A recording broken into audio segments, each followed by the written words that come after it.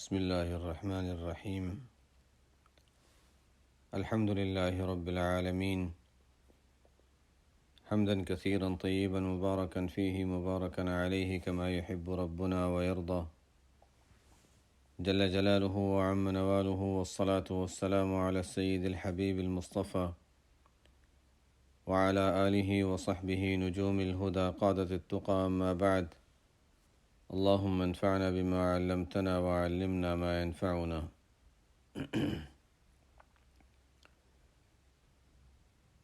أعوذ بالله من الشيطان الرجيم. بسم الله الرحمن الرحيم. لقد كان لسبأ في مسكنهم آية جنتان عن يمين وشمال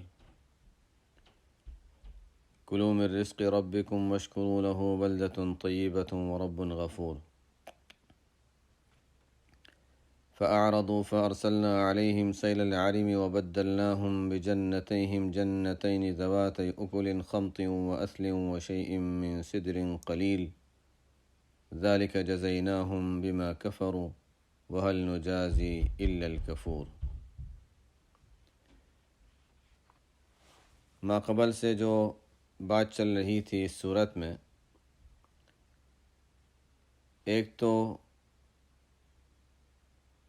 جو نبوت کا انکار کرتے ہیں اور جو قیامت کا انکار کرتے ہیں ان کو سمجھایا گیا، اور سمجھانے میں ایک بات یہ بھی تھی کہ دیکھو اللہ تعالیٰ کے انعامات، اللہ تعالیٰ کی قدرتیں کیسی کیسی ہیں، انسان کی عقل حیران رہ جاتی ہے. ایسی چیزیں جو انسان کی عقل میں نہیں آتی، اللہ تعالیٰ ایسی چیزوں کو بھی دنیا میں ظاہر فرماتے رہے ہیں اور فرماتے ہیں. داؤد علیہ السلام کے ساتھ اللہ تعالیٰ نے کیسے عجیب معاملات فرمائے تھے. سلیمان علیہ السلام کو اللہ تعالیٰ نے کیسی عجیب عجیب طاقتیں دی تھیں. تو اللہ تعالیٰ کے انہی انعامات میں سے ایک واقعہ جس میں انعامات کا بھی ذکر ہے اور انعامات پہ ناقدری ناشکری کرنے پر سزا اور وبال کا بھی ذکر ہے، یہاں اس واقعے کو بیان کیا جا رہا ہے. اور اسی مناسبت سے سورت کا نام سورہ سبأ ہے. لقد کان لسبأ فی مسکنہم آیہ. اس سورت کو سورہ سبأ اسی وجہ سے کہا جاتا ہے کہ اس میں سبأ کا واقعہ بیان کیا گیا. سبأ یمن کے رہنے والے لوگ تھے، اور سورہ نمل میں جو بلقیس کا واقعہ آتا ہے، سلیمان علیہ السلام کے زمانے میں جو ملکہ بلقیس تھیں، وہ ملکہ بلقیس جو ہیں وہ بھی اسی قوم سے تعلق رکھتی تھی، قبیلہ سبا سے. جب ہدہد ملکہ بلقیس کے پاس سے واپس آیا، سلیمان علیہ السلام کے پاس واپس آیا، تو اس نے یہ کہا تھا وَجِئْتُكَ مِن سَبَإٍ بِنَبَإٍ یقین. میں قوم سبا کے پاس سے ایک یقینی خبر لے کر آیا ہوں.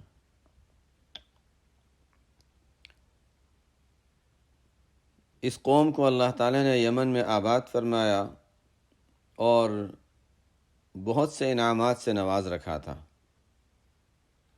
راحت کے ہر طرح کے اسباب تھے، اور جو نعمتیں عام طور پر لوگوں کو حاصل نہیں ہوتی وہ نعمتیں اللہ تعالیٰ نے ان کو دے رکھی تھیں.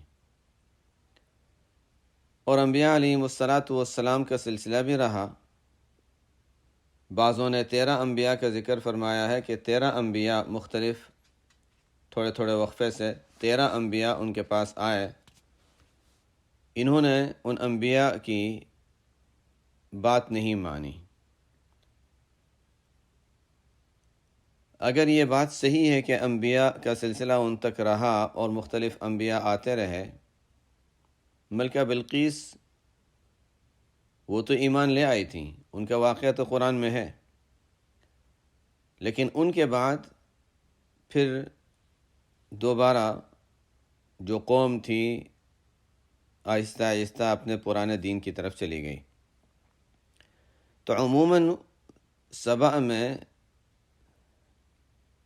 سبا کی قوم میں مؤمنین نہیں تھے، کوئی ایک دو اگر ہوں ادھر ادھر تو ان کا تذکرہ نہیں ملتا۔ خیر، انبیاء کی تعلیمات ان تک پہنچیں،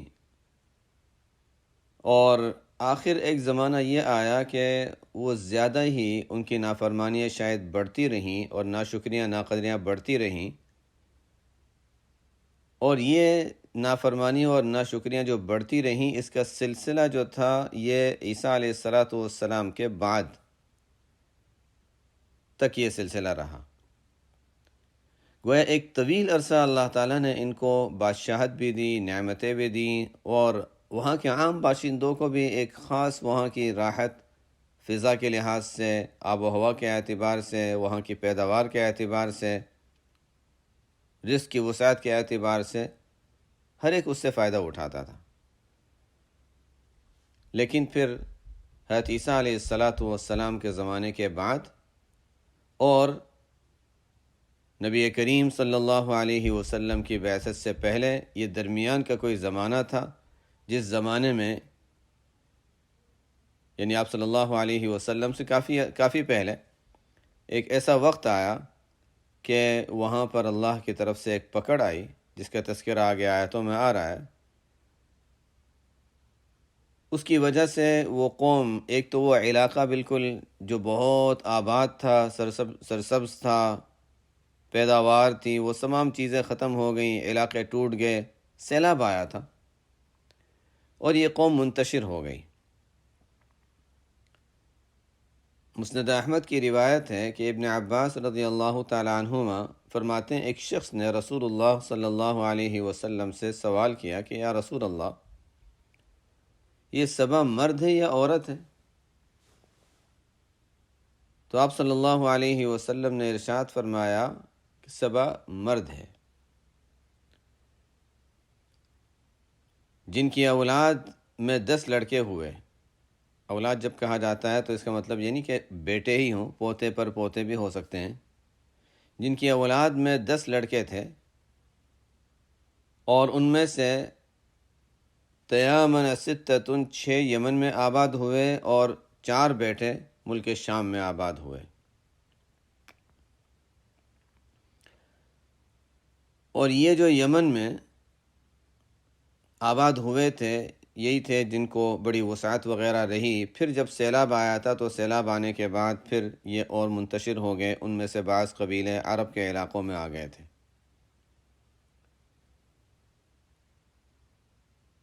پہلے شروع کی آیات ہم پڑھ لیتے ہیں، اس کے بعد آگے واقعہ کا تذکرہ کر لیتے ہیں۔ لقد کان لسبأ فی مسکنہم آیہ، اللہ تعالیٰ فرماتے ہیں کہ قوم سبا کے لیے ان کے رہنے کی جو جگہ تھی اسی میں نشانی تھی، اللہ تعالیٰ کے انعامات کی، اللہ تعالیٰ کی قدرت کی، اس بات کی کہ کوئی منعم ہے جو ان پر انعامات بھیج رہا ہے، جس کی شکر گزاری ان پر لازم ہے۔ جنتان عن یمین و شمال، یہ کیا تھا؟ 2 باغ تھے، دائیں جانب اور بائیں جانب۔ قرآن کریم نے اس کو جنتان 2 باغ فرمایا۔ جیسے ہم کسی علاقے میں جاتے ہیں، ان جگہوں پر تو ہم اس طرح سے دیکھنے کے عادی ہیں کہ ہائی وے جا رہا ہے، سڑک جا رہی ہے، اور دونوں طرف باغات ہیں۔ لیکن ہمارے یہاں کیا ہوتا ہے؟ درخت تو بہت ہیں، پیداوار نہیں ہے۔ درخت ہیں لیکن پھلوں کے درخت نہیں ہیں۔ کوئی ایسے درخت نہیں ہے جو انسانوں کے کھانے وغیرہ کے لیے کسی چیز میں کام آ سکے۔ درختوں کا اپنا فائدہ ہے، لیکن پھل فروٹ وغیرہ نہیں ہے۔ ان کے یہاں ایسا تھا کہ دونوں جانب درخت تھے، اور وہ بھی پھلوں سے بھرے ہوئے ہوتے تھے، بہترین قسم کے پھل، موسم بھی بہترین، پانی میں بھی کوئی تنگی نہیں۔ تو جب روڈ کے دونوں جانب باغات ہوں، ظاہر ہے جیسے ہم جب جاتے ہیں تو دونوں طرف باغ ہیں یا کھیت ہیں، ایک ختم ہوا، دوسرا شروع ہوا، تیسرا شروع ہوا، متصل کئی باغات ہیں، لیکن ہم اس کو دیکھنے میں ایسے لگے گا 2 طرف ہیں۔ اسی کو اللہ تعالیٰ فرماتے ہیں کہ یہ دونوں طرف باغات جو تھے اس کو جنتان فرمایا۔ دائیں طرف کے تمام باغات متصل ہیں، گویا ایک ہی ہے۔ بائیں طرف کے تمام باغات جڑے ہوئے آپس میں متصل ہیں، گویا ایک ہے۔ جنتان عن یمین و شمال۔ اور اللہ تعالیٰ کی طرف سے اجازت بھی تھی، کلوا من رزق ربکم، یہ اللہ کی طرف سے رزق ہے، کھاؤ، کوئی پابندی نہیں۔ کلوا من رزق ربکم واشکروا لہ، اور کلوا من رزق ربکم واشکروا لہ، اپنے رب کا دیا ہوا رزق ہے اس میں سے کھاتے رہو اور اللہ کی نعمتوں کا شکر ادا کرو۔ پیچھے پڑھ چکے تھے ہم کہ شکر زبان سے بھی ہوتا ہے، شکر دل سے بھی ہوتا ہے، اور شکر عمل سے بھی ہوتا ہے۔ اس کے علاوہ واسطہ جو ہے اس کا شکر وہ ایک مستقل ہے، لیکن بہرحال شکر دل سے ہوگا، زبان سے ہوگا اور عمل سے ہوگا۔ یہ لوگ ایسے تھے کہ انہوں نے عملی طور پر توحید اور رسالت اور آخرت والے جو عقائد ہیں اس کی بنیاد پر جو انبیاء کی تعلیمات ہیں ان باتوں کو قبول نہیں کیا، تو عملی طور پر تو شکرانے سے وہ پیچھے رہے۔ لیکن انسان کی عقل یہ تو کہتی ہے نا کہ اللہ تعالیٰ جو ہمیں رزق دے رہے ہیں تو اس کا کچھ شکر ادا کیا جائے۔ بہرحال انہوں نے اس چیز کو کوئی اہمیت نہیں دی۔ حکم یہ تھا کہ کلوا من رزق ربکم، انبیاء کے ذریعے سے تعلیمات ان تک جو پہنچی تھیں یہی تھی، کلوا من رزق ربکم واشکروا لہ، اللہ کی دی ہوئی روزی ہے اس میں سے کھاتے بھی رہو اور اللہ کی نعمتوں کا شکر بھی ادا کرتے رہو۔ کیسی نعمتیں اللہ نے دی ہیں؟ دینی بھی دنیاوی بھی۔ بلدۃ طیبۃ ورب غفور، پاکیزہ شہر ہے اور معاف کرنے والا رب۔ مطلب یہ ہے کہ تم لوگ ایسے علاقے میں رہتے ہو جہاں پر رہنے کے لحاظ سے تمہیں سہولتیں حاصل ہیں، فروٹ وغیرہ پھل ہر طرح کے عام مل جاتے ہیں اور ہر جگہ مل جاتے ہیں۔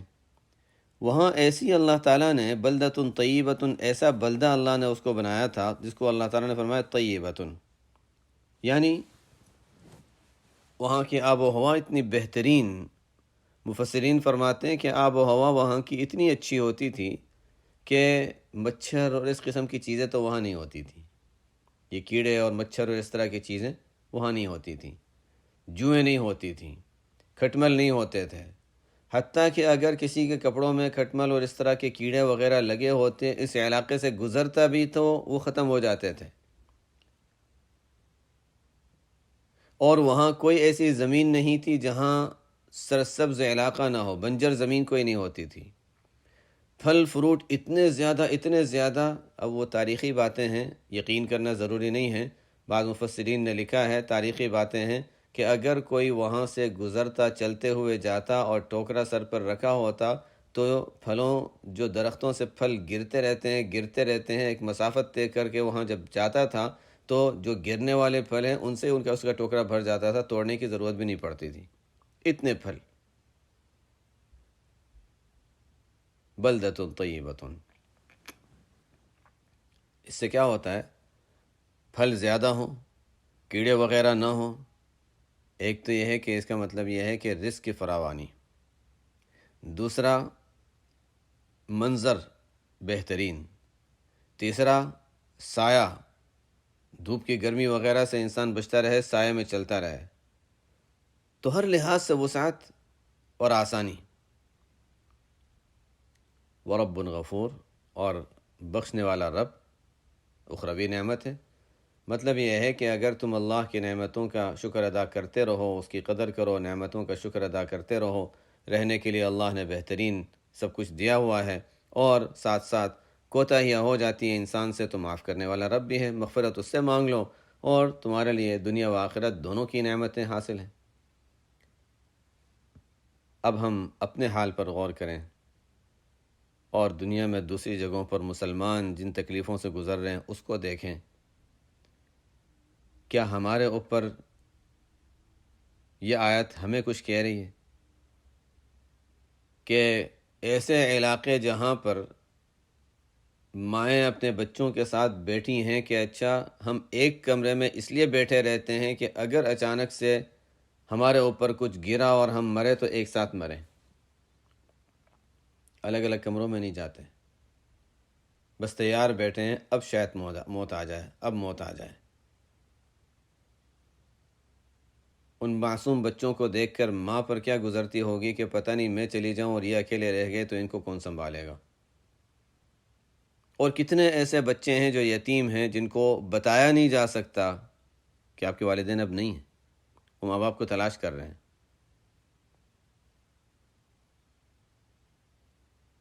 اور اللہ تعالیٰ نے ہمیں ان حالات میں جو ابھی دنیا میں ہو رہے ہیں، ان حالات میں ہم کتنی عافیت میں ہیں۔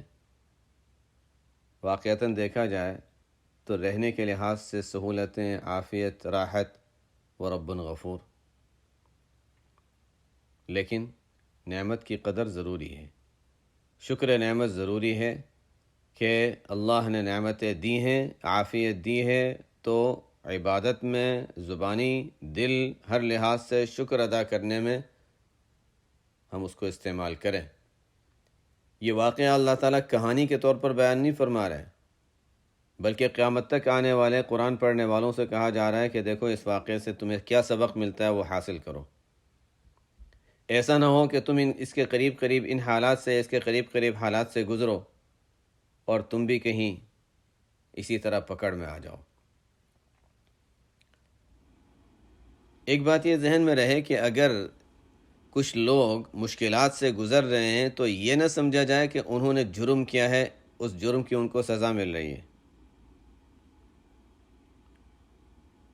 اپنے آپ کو کبھی کبھی انسان ایسی غلط فہمی میں مبتلا ہوتا ہے کہ کسی پر سزا ہے، ہاں اس کے گناہ کی وجہ سے ہوگی، ایسی بات نہیں ہے۔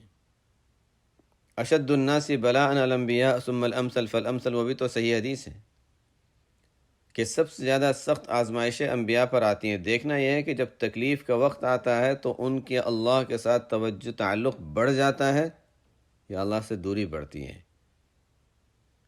ہم دیکھ رہے ہیں کہ ان کا تو تعلق اللہ سے ایسا بڑا ہوا ہے، ایسا یقین، ایسا ایمان، ان کے تو بچے بچے کا ایمان ایسا مضبوط، تو یہ اللہ تعالیٰ کی طرف سے ان کے درجات کی بلندی کا ذریعہ ہے، کوئی سزا نہیں ہے گناہوں کی۔ بہرحال ہمیں اپنے حال پر غور کرنے کی ضرورت ہے کہ ہم کہیں عملی طور پر گناہ میں مبتلا تو نہیں ہیں۔ گناہ ظاہری بھی ہوتے ہیں، باطنی بھی ہوتے ہیں، کہیں ظاہری باطنی کسی قسم کے گناہ میں تو مبتلا نہیں ہے۔ ایسا تو نہیں کہ ہم بھی ناشکری اور ناقدری میں لگے ہوئے ہیں، اللہ کی نعمتوں کو استعمال بھی کر رہے ہیں اور اللہ کی نافرمانی کر رہے ہوں، یا جیسا شکر ادا کرنے کے لیے ہمیں جس طرح عبادت کا اہتمام کرنا چاہیے وہ نہ کر رہے ہوں، یا نمازوں میں کوتاہی کر رہے ہوں، فرائض میں کوتاہی ہو، یا ہمارے واجبات میں کوتاہی ہو۔ اگر ایسا ہے تو ابھی وقت ہے، یہ آیت ہمیں تنبیہ کر رہی ہے۔ اللہ تعالیٰ فرماتے ہیں فَأَعْرَضُوا، انہوں نے جو انبیاء کی تعلیمات ان تک پہنچی تھیں، چاہے ابھی نہ ہوں، ایک عرصے سے تعلیمات آئی تھی، انبیاء آئے تھے، وہ تو جا چکے، لیکن اب بھی یہ تعلیمات ان میں ہیں، انہوں نے ان تعلیمات کی طرف کوئی توجہ نہ دی۔ فَأَعْرَضُوا، انہوں نے اعراض کیا۔ فَأَرْسَلْنَا عَلَيْهِمْ سَيْلَ الْعَرِمِ، تو ہم نے ان پر بند کا سیلاب بھیجا۔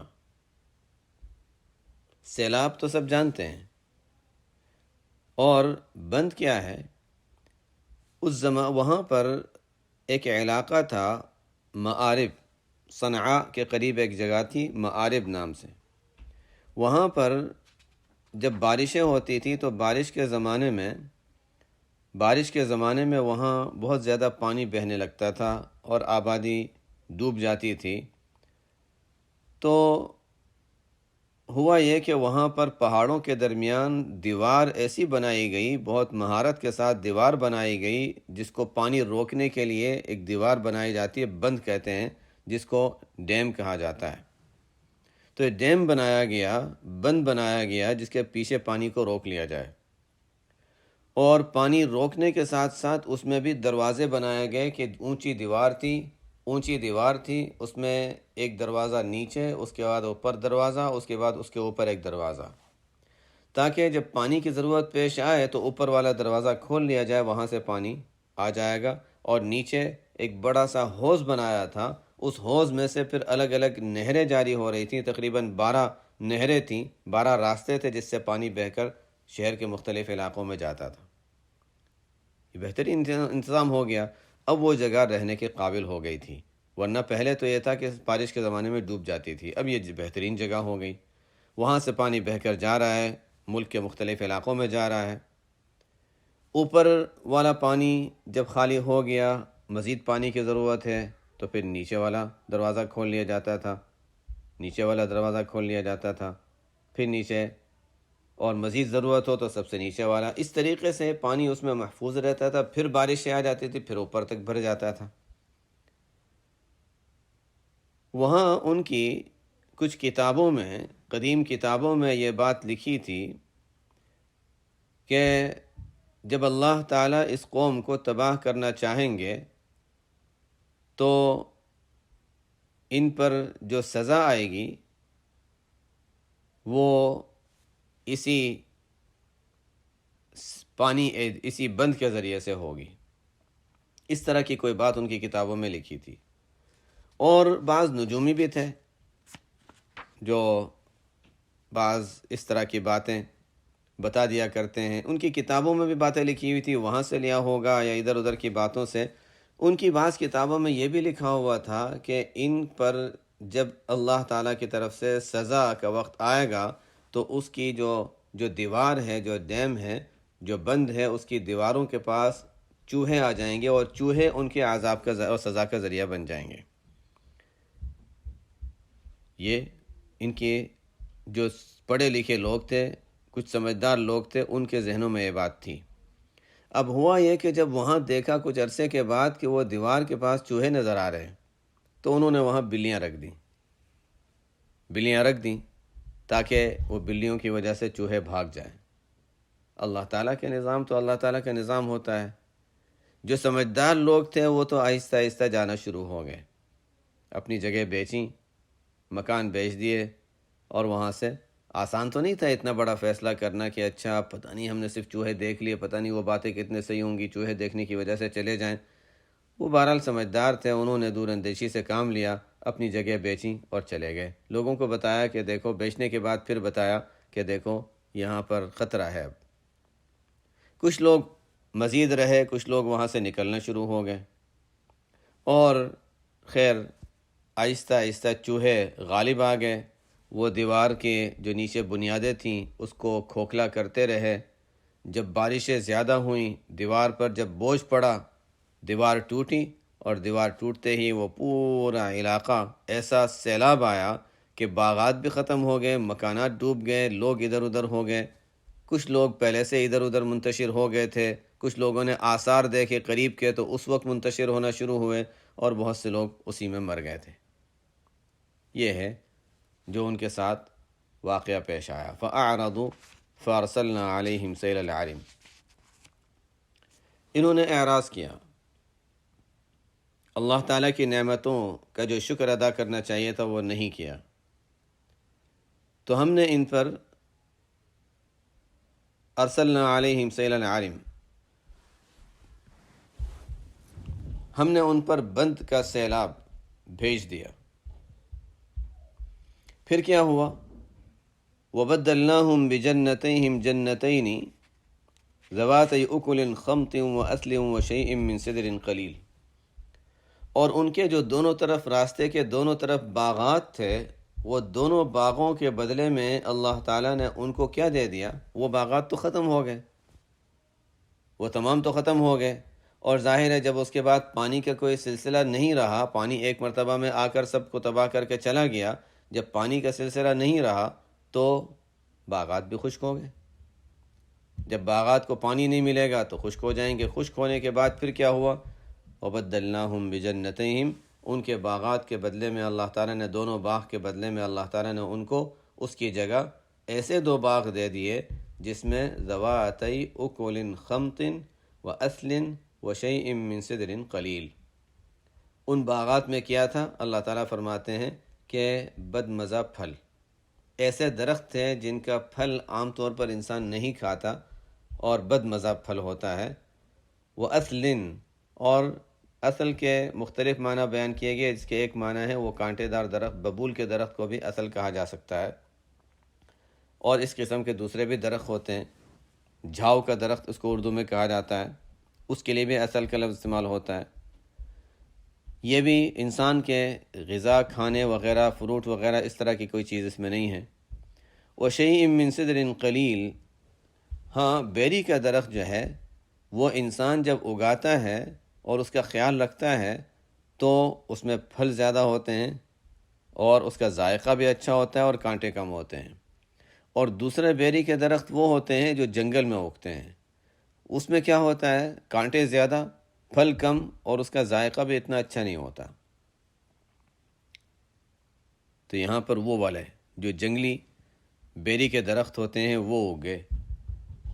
وَبَدَّلْنَاهُمْ بِجَنَّتَيْهِمْ جَنَّتَيْنِ ذَوَاتَيْ أُكُلٍ خَمْطٍ، ایسے دو باغ جو بد مزہ پھل والے تھے اور جس میں جھاؤ کے درخت بھی تھے یا ببول کے درخت تھے۔ وَشَيْءٍ مِّن سِدْرٍ قلیل، اور ایسے درخت ہے جس میں تھوڑی بہت بیری ہوتی ہے۔ تھوڑی بہت بیری کا مطلب یہ ہے کہ ایسے درخت جس میں بیری کے پھل کم اور کانٹے زیادہ، اس کا مطلب ہے کہ جنگلی جو عام انسان اگاتا ہے اس طرح کے نہیں۔ ذَلِكَ جَزَيْنَاهُمْ بِمَا كَفَرُوا، یہ بدلہ ہم نے ان کو اس لیے دیا کہ انہوں نے ناقدری کی، اللہ کی نعمتوں کی ناشکری کی۔ کفر کے معنی حقیقی معنی کے کفر بھی آتے ہیں اور ناشکری اور ناقدری کے بھی آتے ہیں، اور ظاہر ہے جیسے واقعہ سے معلوم ہوتا ہے کہ یہ دونوں ہی چیزوں میں مبتلا تھے، کہ اللہ کے نعمتوں کی ناقدری بھی کی، کس طرح وہ آگے بیان کیا جا رہا ہے، اور انبیاء کی باتوں کو قبول نہیں کیا تو کفر بھی اختیار کیا اور ناشکری بھی کی۔ اور اللہ تعالیٰ فرماتے ہیں وَهَلْ نُجَازِي إِلَّا الْكَفُورَ، اور ایسی سزا اور ایسا بدلہ اور اس طرح کی پکڑ تو ہم بڑے ناشکروں ہی کے ساتھ کیا کرتے ہیں۔ ایسی پکڑ کا معاملہ اور ایسا انتقام کا معاملہ تو بڑے ناقدرے اور ناشکرے ہوتے ہیں، انہی کے ساتھ ہوتا ہے۔ عام انسان گناہ کر لیتا ہے، کوئی قوم نافرمانی میں مبتلا ہوتی ہے تو چھوٹی چھوٹی سزائیں آتی رہتی ہیں۔ مسلمان جب غلطی کرتا ہے تو اس پر کوئی سزا، کوئی چھوٹی بہت پکڑ آ گئی، لیکن بڑی بڑی سزائیں کہ قوم تباہ ہو جائے، پورے علاقے تباہ ہو جائیں اور وہ بھی کفر کی حالت میں مریں، شہادت کی بات نہیں، کفر کی حالت میں مریں، وَهَلْ نُجَازِي إِلَّا الْكَفُورَ، تو ایسا بدلہ اور ایسی سزا تو انہی لوگوں کو ملتی ہے جو بڑے ناشکرے اور ناقدرے ہوتے ہیں۔ یہ میں ترجمے کے لحاظ سے بات واضح ہو جاتی ہے۔ اس کا مطلب یہ ہے کہ یہ آیت ہمیں یہ نہیں بتا رہی کہ چھوٹے چھوٹے گناہ پر کوئی سزا نہیں ملتی ہے، نہ آخرت میں سزا نہیں ملے گی، بڑی سزا کی بات ہو رہی ہے۔ ایسی بڑی پکڑ ان لوگوں پر آتی ہے جو بڑے ناشکرے ہوتے ہیں۔ کفور کے معنی ہو مبالغہ، یعنی بڑی ناشکری، بڑی ناقدری کرنے والے، بہت زیادہ ناشکرے ہوں، اور ظاہر ہے ان کے حالات ہمیں بتا رہے ہیں کہ وہ بہت زیادہ ناشکری میں مبتلا تھے۔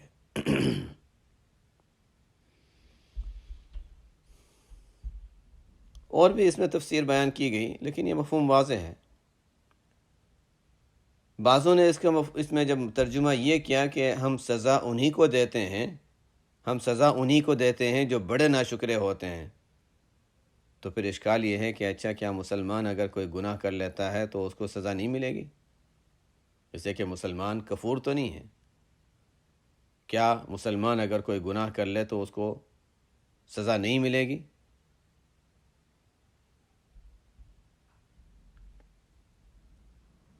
تو ہاں، یہ بھی کہہ سکتے ہیں کہ اس طرح کی بڑی بڑی سزائیں مسلمان جب کو سب پکڑ ہوتی ہے تو وہ کیسی سزا ہوتی ہے۔ ایک مختلف مشائخ کے طرف اس کے بارے میں مختلف اقوال منقول ہیں۔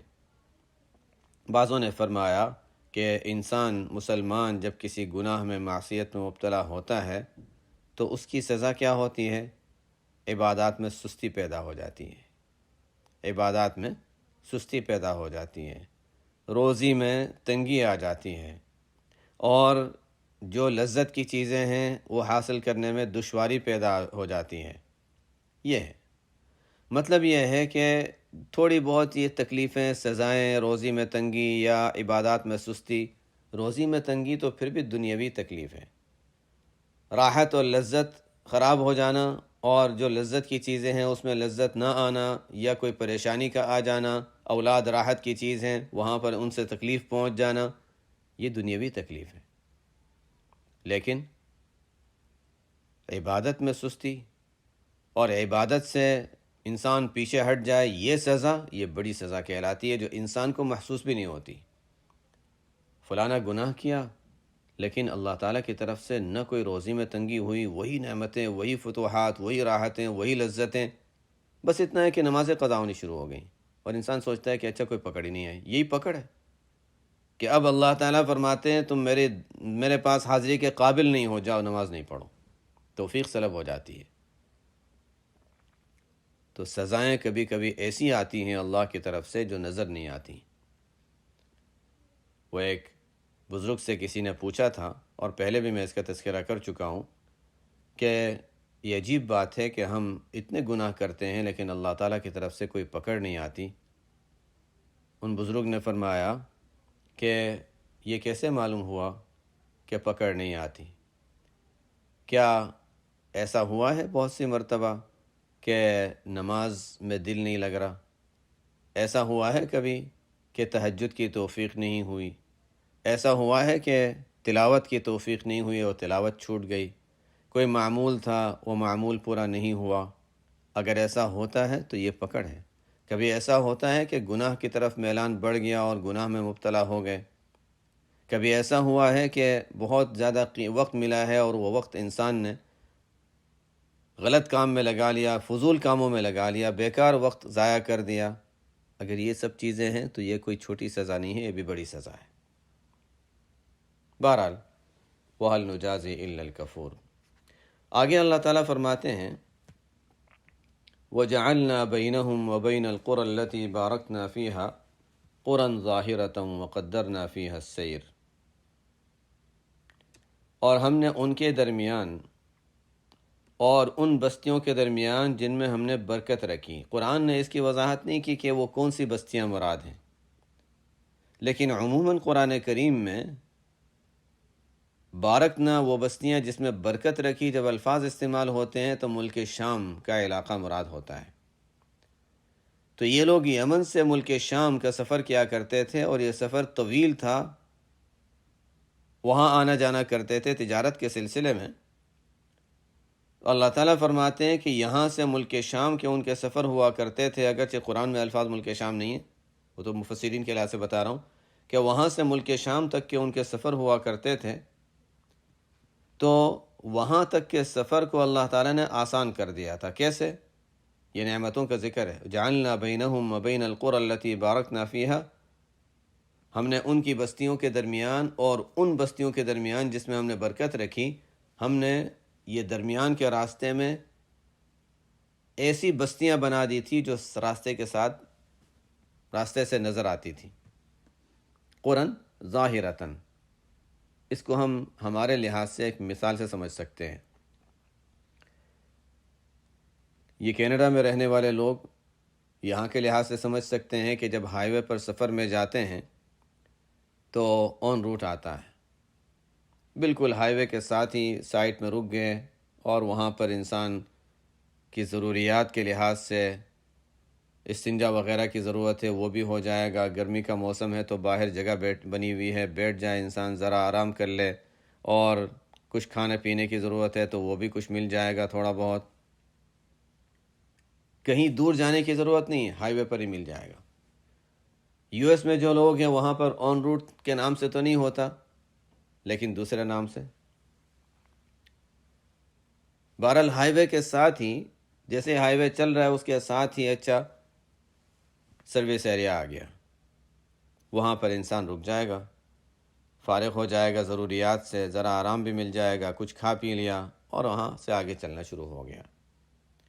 تو اسی طرح اللہ تعالیٰ نے یہ تو بنایا ہوا ہے انسانوں کا، اس پر تو اللہ تعالیٰ نے ان کے لیے ایسا انتظام کر دیا تھا کہ راستہ جا رہا ہے اور راستے کے ساتھ ساتھ ہی متصل آبادی. اچھا تھوڑا سا آگے چلے تو پھر ایک آبادی آ گئی، اور آبادی کے لیے بھی اندر نہیں جانا پڑ رہا کہ مستقل اندر جانا پڑے، نہیں، یہ بالکل ہائی وے کے ساتھ ہی ہے.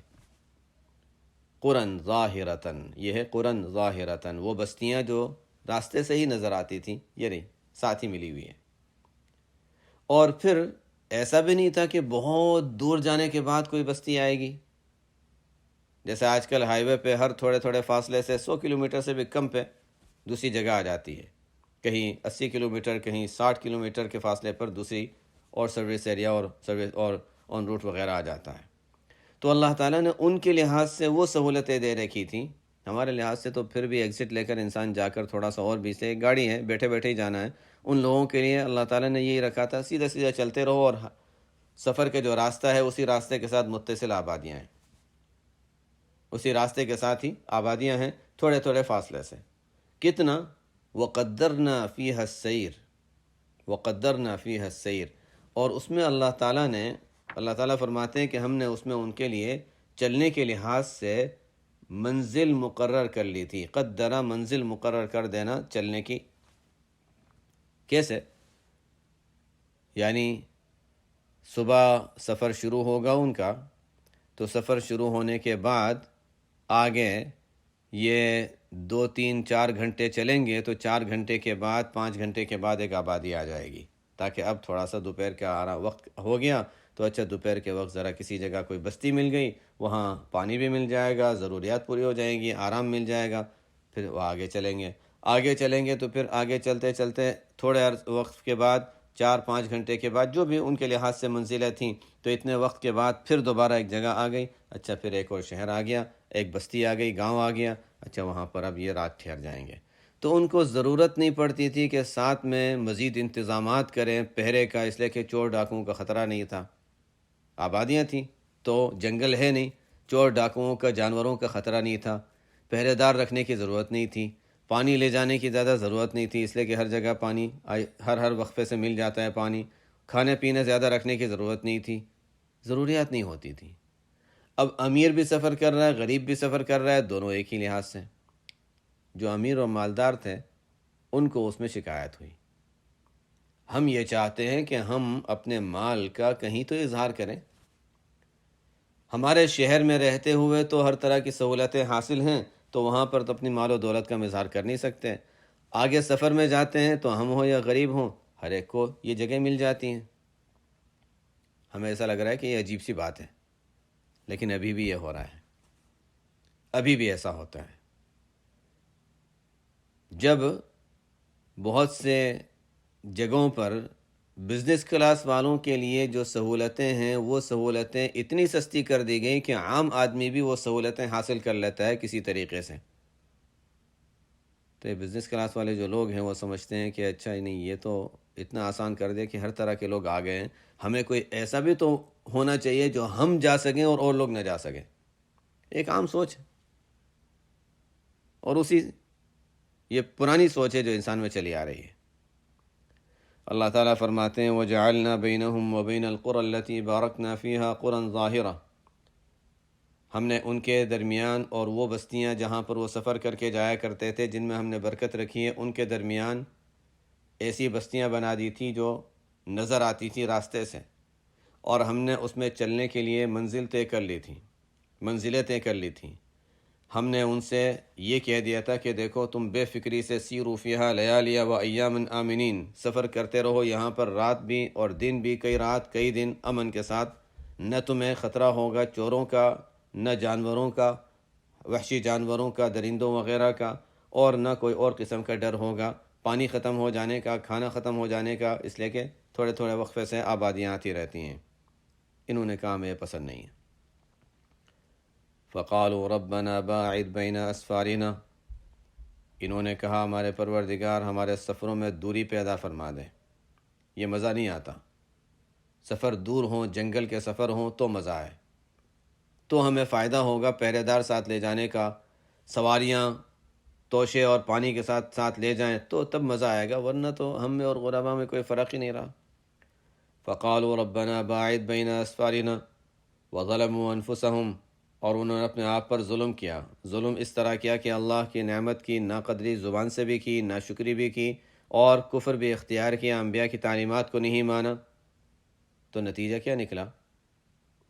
ایسا نہیں ہے کہ بہت شان ان کی بڑھ گئی، بلکہ ان کا نام و نشان مٹ گیا. فجعلناہم احادیث، ہم نے ان کو کہانیاں بنا دیا. اب بس کہانی کے طور پر لوگ کہانی کی کتابوں میں پڑھ لیتے ہیں، سبا کوئی قوم تھی، ایسا ہوا تھا، ایسا ہوا تھا، ایسا ہوا تھا. کہاں گئی وہ قوم؟ وَمَزَّقْنَاهُمْ كُلَّ مُمَزَّقٍ، اور ہم نے ان کو پوری طرح ٹکڑے ٹکڑے کر دیا. ان کے کوئی قوم یہاں آباد ہوئی، کوئی کہاں چلی گئی، کوئی کہاں چلی گئی. ان میں کچھ لوگ وہ تھے جو مدینہ منورہ میں بھی جا کر آباد ہوئے تھے. خاندان کے 3 لوگ تھے جو مدینہ منورہ کی طرف روانہ ہوئے، اور ان 3 میں سے 2 تو مدینہ منورہ پہنچے، اور ایک خاندان اور ایک قبیلہ وہ تھا جو مکہ مکرمہ کے قریب ہی ٹھہر گیا. اوس اور خزرج جو قبیلہ ہے مدینہ منورہ کا مشہور، یہ یہیں سے آئے تھے.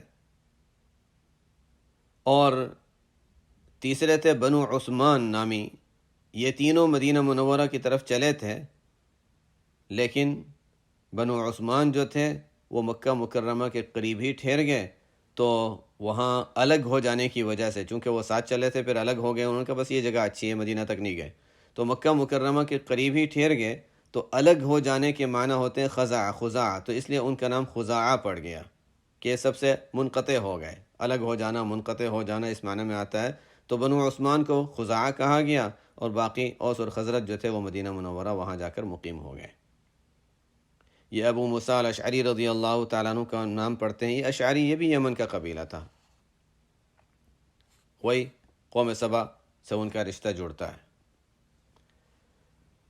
فقالوا ربنا باعد بين اسفارنا وظلموا انفسهم فجعلناهم احاديث ومزقناهم كل ممزق. اب یہ ٹکڑے ٹکڑے ہو کر کوئی قبیلہ یہاں، کوئی کہاں، کوئی کہاں، مختلف جگہوں میں آباد ہوئے. کچھ ہلاک ہو، کچھ مر گئے. ان فی ذلک لآیات لکل صبار شکور. اس واقعے میں بہت سی نشانیاں ہیں. جتنا انسان غور کرے اور نشانیاں سبق حاصل ہوتا رہے گا. اس میں نشانیاں ہیں ہر ایسے اللہ کے بندے کے لیے جو بہت زیادہ صبر کرنے والا اور بہت زیادہ شکر کرنے والا ہے. یہ دونوں الفاظ قریب قریب ہیں، دونوں ضد بھی سمجھے جاتے ہیں اور دونوں قریب قریب بھی ہیں، اس لیے کہ اللہ تعالیٰ کی جو بھی نعمتیں انسان کو حاصل ہوتی ہیں اس پر انسان کے لیے لازم ہے کہ شکر ادا کرے. اور شکر ادا کرنا یہ خود صبر کا ایک حصہ ہے. تو ہر شکر صبر ہوتا ہے، اور جب انسان صبر کرتا ہے تو اللہ تعالیٰ کی نعمت پر کا شکریہ بھی ادا کر رہا ہے. تو صبر بھی شکر ہوتا ہے، اس لیے کہ صبر کی 3 قسمیں ہیں. صبر کی 3 قسمیں ہم پڑھ چکے ہیں اور ابھی اس کی تفصیل میں ہم نہیں جائیں گے. صبر انسان کو طاعت کا، نیکی کا دل نہیں چاہ رہا لیکن اللہ کے حکم کی وجہ سے کر رہا ہے، یہ بھی صبر ہے. گناہ سے بچنا مشکل لگ رہا ہے، صبر عن المعصیہ، یہ بھی صبر ہے. کوئی تکلیف اور مصیبت پہنچ گئی، اس پر اللہ کی تقدیر پر رضامندی کے ساتھ صبر کر رہا ہے، صبر علی المصیبہ ہے. صبر کی مختلف اقسام ہیں اور ہم اس کی تفصیل پڑھ چکے ہیں ریاض الصالحین میں، یہاں اس کی تفصیل میں نہیں جاتے، وقت بھی ختم ہو گیا. بہرحال اس واقعے میں جو اللہ کے بندے اللہ کی نعمتوں کا شکر ادا کرتے ہیں اور تکلیفوں پر صبر کرتے ہیں، ان کے لیے سبق ہے کہ دیکھو اللہ تعالیٰ کی طرف سے نہ کرنے پر، یعنی شکر ادا نہ کرنے پر اور صبر نہ کرنے پر کیسی کیسی سزائیں اور پکڑ آ سکتی ہے، اور جو شکر ادا کرتے ہیں اللہ تعالیٰ ان کو کیسی کیسی نعمتوں میں باقی رکھتے ہیں. سبحانک اللہم و بحمدک، اشہد ان لا الہ الا انت، استغفرک و اتوب الیک.